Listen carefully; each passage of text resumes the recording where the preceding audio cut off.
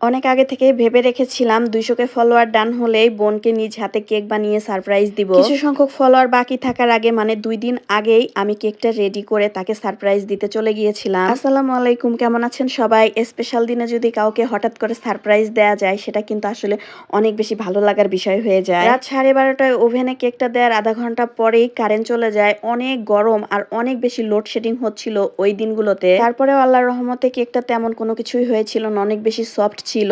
আর এই ধরনের কেকে কিন্তু আমি কখনোই কোনো তেল ইউজ করি না, তারপরেও আমি ওপেন করে দেখাচ্ছি কেকটা কতটা সফট। কেকটা ওভেন থেকে বের করার পরে পলি দিয়ে ঢেকে আমি কিন্তু ঠান্ডা হওয়ার জন্য রেখে দিয়েছিলাম। গরম কেক কখনোই মোল্ড আউট করতে হয় না, তাহলে অনেক সময় কেকটা ভেঙে যায়। তাই সাবধানে ছাড়িয়ে নিয়ে কেকটাকে এখন মোল্ড আউট করে বোর্ডে ঢেলে নিব। কেকটা মেক করার সময় নিচে যে লেখালেখির কাগজটা দিয়েছিলাম সেটা উঠিয়ে নিচ্ছি। মাশাআল্লাহ, কেকের কালারটা দেখে কিন্তু বোঝা যাচ্ছে কেকটা অনেক বেশি সফট আর সুন্দর হয়েছে। তারপরেও হাত দিয়ে